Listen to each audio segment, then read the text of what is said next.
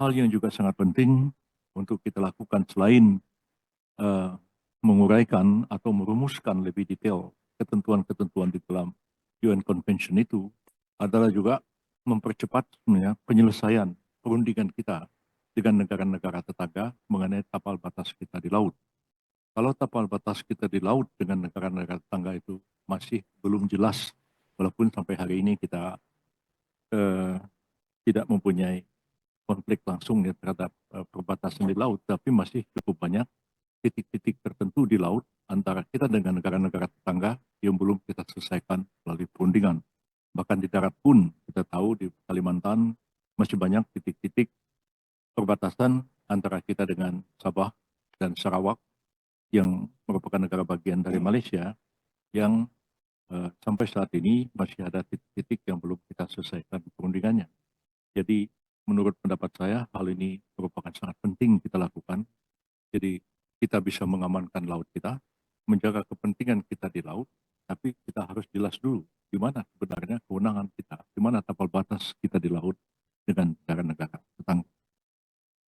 Nah, secara teknis yang kita ketahui bahwa ada beberapa lembaga yang saat ini berdasarkan peraturan perundang-undangan yang ada memiliki peran dalam sistem keamanan laut, dalam arti melaksanakan patroli keamanan di laut yang ada di dalam berbagai peraturan perundang-undangan yang ada adalah adanya Bakamla. Bakamla merupakan lembaga pemerintah non-kementerian yang bertugas melaksanakan patroli keamanan, keselamatan, dan penegakan hukum di wilayah perairan Indonesia dan wilayah jurisdiksi Indonesia di laut. Kedua, Tentara Nasional Indonesia Angkatan Laut, tugas TNI menegakkan hukum dan menjaga keamanan di wilayah laut jurisdiksi nasional sesuai dengan ketentuan hukum nasional dan hukum internasional yang telah kita ratifikasi. Kewenangan TNI sebagai penegak hukum dan kewenangan melakukan penyidikan di perairan Indonesia, zona tambahan, landas kontinen, dan zona ekonomi eksklusif Indonesia. Penyidikan dilakukan oleh TNI Angkatan Laut dan pejabat penyidik sesuai dengan ketentuan peraturan perundang-undangan yang berlaku. Walaupun dalam praktek kita sering juga menemukan fakta-fakta di lapangan bahwa ada semacam ketidakjelasan di mana kewenangan dari TNI Angkatan Laut, di mana kewenangannya Bakamla, di mana kewenangannya PPNS, Kementerian Kelautan dan Perikanan, dan sebagainya. Dan titik-titik singgung kewenangan ini yang juga memerlukan satu pendalaman bagi kita bersama demi adanya satu kepastian hukum dalam menegakkan aturan-aturan itu sendiri yang berkali memerlukan satu kajian yang lebih mendalam.